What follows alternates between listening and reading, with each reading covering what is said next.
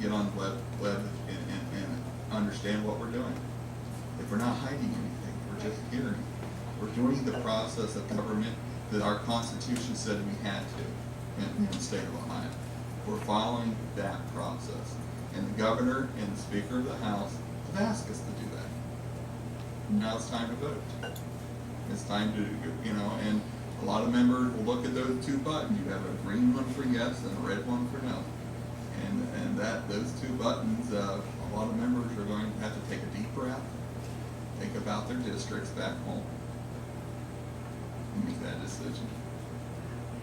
And it's a tough decision on many, because they basically know that they're pushing the button that will probably not, they know that we're willing to sacrifice that won't get them reelected in districts that are tough. But they know we have a great group of people down there who know that they're not down there to get reelected, they're down there to do their job. So, Speaker Bill Batchelder has recruited great quality people who are willing to serve it at all costs. So, that's a little bit about the budget in a nutshell. But I wanted you to know where we're at. As I go back down to Columbus, and as you can see, I'm sleep in the eye and I'm a little tired here. It has been grueling. It's been grueling mentally, physically. You really you got members walking back. It's kind of looked like that movie, The Day of the Dead, of Walking Zombies, because you're really getting beat up. You're being accused of everything, and you're getting accused of doing things that and this or buts can happen, and that's difficult on people down there, especially people who are, you're human. You want people to like you, but you have to do a job. But it's tough when you are accused of things that are probably may happen to people that may slip through the cracks. But we're looking at alternative programs on Medicaid expansion. We're looking at churches and working at doing treatment with church groups, and doing other-free clinics. We have laid a plan last General Assembly in the budget to pull back Medicaid anyways. Let's just follow through in that process, because I'm not going to let 18% of our budget be controlled by Washington. It's broken over there. It's broken, and like I said, and I'm going to finish here. Anything comes from Washington with dollars is strings attached. And what happens there? When we pass those strings down to my commissioner friend or my city mayor, that's not fair to them, because they become mandates. And mandates are what you have to deal with every day in every part of their life. So we don't want to put a mandate on you when we take Washington's dollars, basically ties the hands of state and local elected officials. Then you're always at the ballot.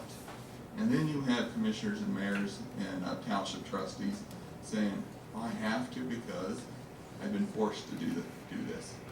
You only have so much money, but when dollars are ridden down from Washington and taken down to Washington, they always have strings attached. And we spent so much time in the last budget cutting the tentacles of the stimulus package out of the budget, and that was a difficult task. And anything that's federally programmed right now, you have to be very wary of what you're dealing with and what Medicaid expansion truly is. There's so many strings attached, and I'm not going to do that to you. Your kids, your grandkids, and your great-grandkids. So thank you for your time. If you have any questions, I'm more than willing to answer some questions. Yes, please. Have the Columbus Republicans started to put together a response? I'll start again. Have the Columbus Republicans started to put together a response to the Democrats putting a freestanding bill to force the Medicaid expansion? here's what they're doing. The Democrats have already have an amendment to do that. They're basically going to, what they're trying to do, they're wanting to put an amendment to put Kasich's plan back in. And what they're wanting us to do is fight John Kasich. So what we're going to do is basically not accept their amendment, but we're going to show them what we have built into our budget. We're going to show them all. We aren't going to show them all our cards to the Democrats. I'm not going to show that to them. But we do have a proper plan and procedure within the state funds to counter some of the mental health programs and some of the things we know we need to do. We have a plan, but it's no federal dollars involved. So we have our talking points. We're ready, but I'm not going to allow them to make it a John Kasich versus Ohio House fight. And that's not what it is. It's like Jim said, it's a fight that they're trying. They want to build it, increase our budget. I just want to give everybody an idea of Medicaid dollars. Just 60 seconds. The Medina County Job and Family Services are the entity within the county that manage the Medicaid dollars that come into Medina County. And there are 30 Medicaid programs that are administered through the Medina County Job and Family Services. And the dollar figure associated with those is the single largest surprise that I ever had coming into this office. The Medina County General Fund budget, total budget for the entire county, is $35 million. The Medina County Job and Family Services receives for those 30 programs, just Medina County, from the federal government, $120 million for Medicaid programs. Of those 30 programs, one program, the nursing home program, which services between 600 and 700 residents of Medina County, that one program, 600 to 700 residents, takes $90 million of that $120 million. So you do the math, we're spending, just in Medina County, close to $125,000, $130,000 per person that the nursing homes take Medicaid dollars for. The other $30 million basically is run through the other different programs. Of that $30 million, about 5 of the programs take up most of those Medicaid dollars. And those are the things that you and I would think those Medicaid dollars go to. They go to helping the underprivileged, the poor, those sort of things. You know, if anybody in here has a ton of free time and they've got nothing to do, and you want to fight the nursing home lobby, I mean, they have a Cadillac deal for the money that they get. Everything is max cost. They get money for beds unfilled through what their lobby is. $90 million just for Medina County. And you know, in my discussion with Meade Wilkins, who runs Job and Family Services here in Medina County, you want to look at Summit County, just add a 0 there. God only knows what it is in Tri-Hawk. All right, so that's the level of Medicaid dollars, tax dollars that are coming from the federal government now. And you can imagine if more dollars come with more strings attached, there's no way those things get spent efficiently or effectively. Representative Hall, you know, he kind of spoke to it.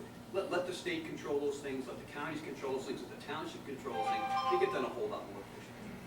Wow, thank you.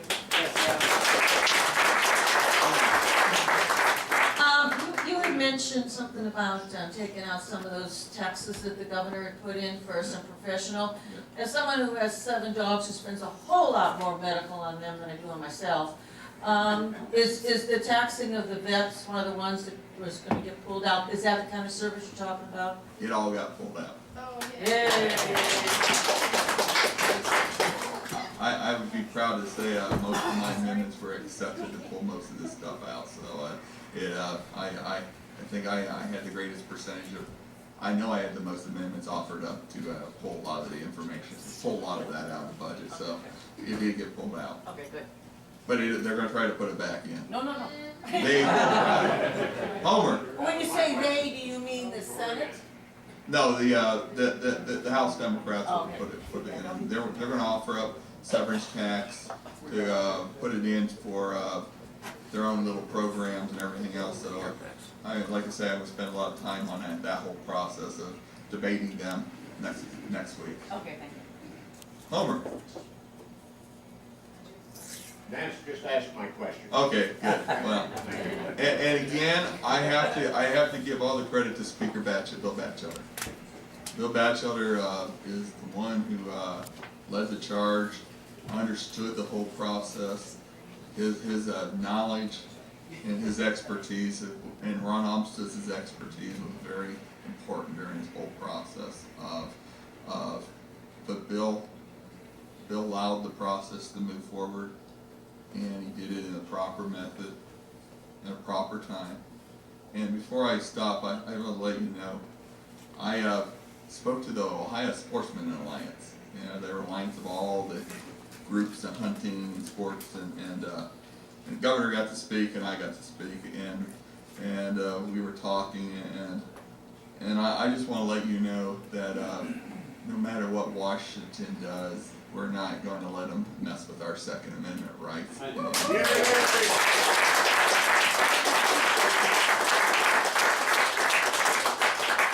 I think about a year and a half, 2 years ago, I spoke here and I talked about how important Columbus was going to be to you in the whole process of state rights. And you're going to find out that a lot of the battles will now be in Columbus, Ohio, where the line has been drawn. And you do have a very conservative House and Senate, but there are going to be battles, and sure, that media is going to cause us to look like we're fighting amongst us. We're not. And yes, sir.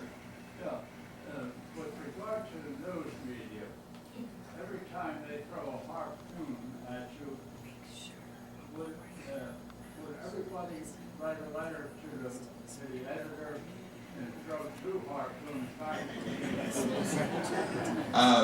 It's amazing that our voice is muted in Columbus, and only when they want to start it. I mean, it really needs to be the help of individuals helping us out during the whole process. It's up to us to do it for you. Yes, we need that help. You know, they're going to say we're just crying and being whiners by writing in, and they really don't allow our message to get out. They really don't. They mute us. They only want to talk to us when they think they can stir something up and sell a newspaper. So I expect next week you will see a lot of things from the plain dealer that I would ask you to call our office and we'll verify it for you. So, yes, ma'am. I hope and pray that the debates in Columbus are nothing like what's in Washington. I've watched C-SPAN and it's horrible to watch them. Second, I'm a nurse. I've been a nurse for 40 plus years. I foresee a really big increase in Medicaid need in the state. Drugs, alcohol. Yes. Nobody addresses these 2 problems. Alcohol is the worst abused drug in the United States. Yes. The illegal drugs, methamphetamines, is going to be causing injuries and illnesses beyond our wildest imagination. And whoever does the taxation paperwork in Ohio, I've done my taxes in 1966. This year, I got all screwed up with Ohio taxes. Yeah. And I'm running around getting papers. It was a nightmare. And I'm a reasonably intelligent person. But that 4-page form for the Ohio taxes is a nightmare. Oh, I agree. I had the same problem. Oh. No, I always did the easy. I thought I had picked it up. I didn't. I couldn't print it up. My ink was dry. Went to the library. They didn't have it. They printed it up for me. I went back home and then read it. And it says I can no longer do the easy. Yeah. So I had the 4-page one almost done, but I couldn't figure it out. Yeah. I spent 3 days trying to figure that 4-page form out.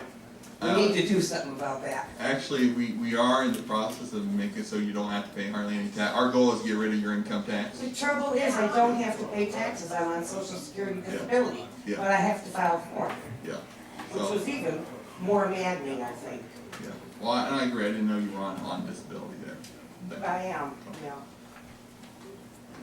Would you repeat that last part about getting rid of our income tax.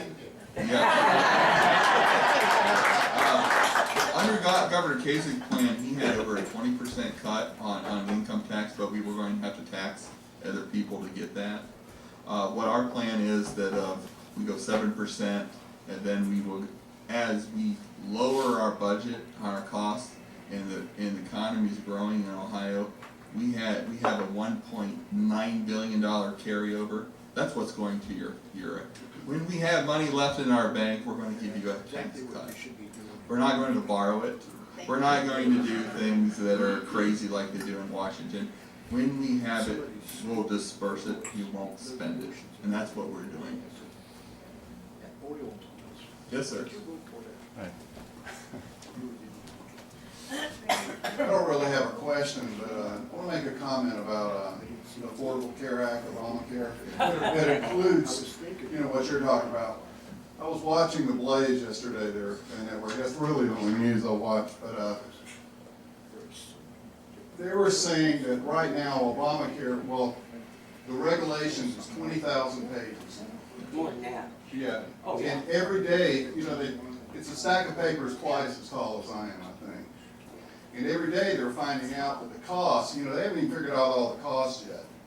And they're saying yesterday that I didn't follow up on this, but this was just, an off-the-cuff comment that some news person said that the estimated cost is already doubled. And they're already cutting out a lot of those things like, insurance care that they thought they could do. So they're cutting stuff, realizing the federal government's dreams of paying everything they're not going to be able to do.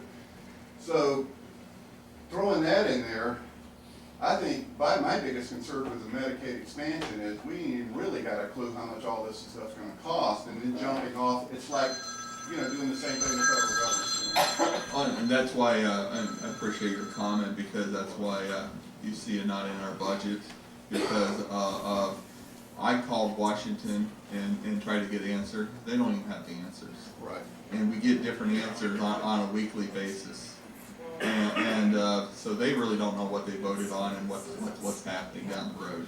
So I expect, that's why you're seeing other states trying to work a deal. They're trying to broker a deal. Texas, Arkansas, Florida. Some of the other states are saying, hey, Washington, if you don't know what you're doing, let's do this. And some of the states are going to call some programs pilot programs.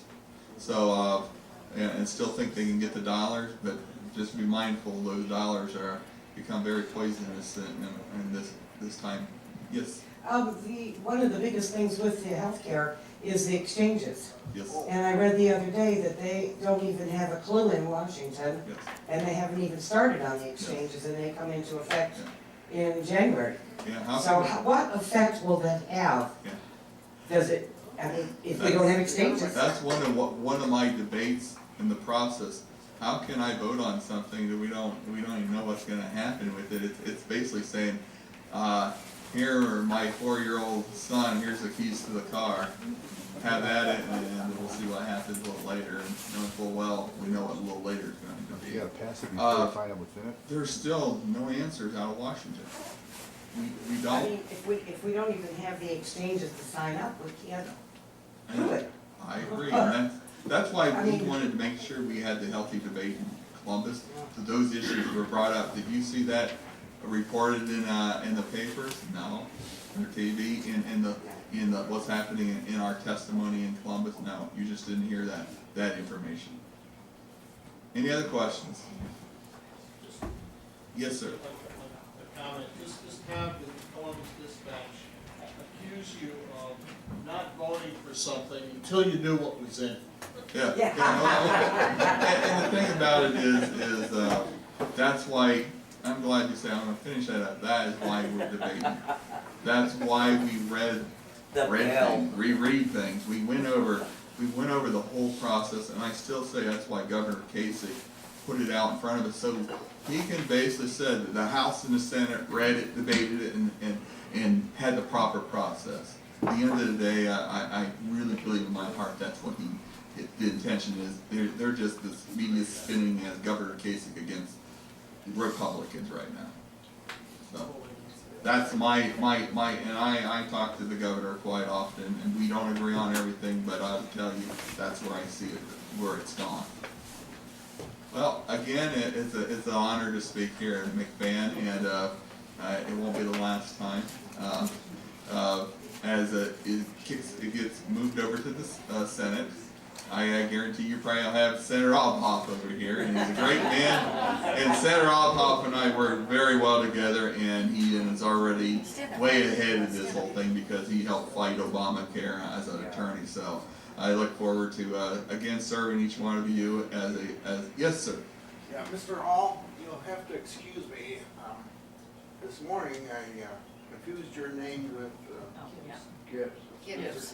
Yeah. Both of you are great men. And You know what? I was having a senior moment. Well, you know what? Thank you for the compliment and the position, but don't wish that evil on me, please.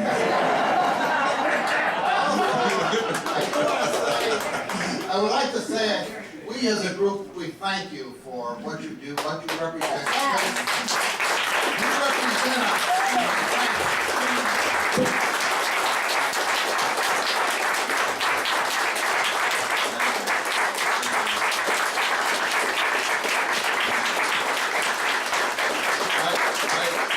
It is an honor, I mean, it truly is an honor and privilege to do this for you. You are my boss. I know who my boss is, but again, if you have time, if you see Bill Batchelder, please thank him. Thank him. I mean, he's the one who's led this charge. He's the one who's put this whole committee process together. He is the one that you really need to applaud and thank. The guy is really just taking a lot of hits from a lot of people. So again, if you see him or you have opportunity to email or call him, please do that. Bill Batchelder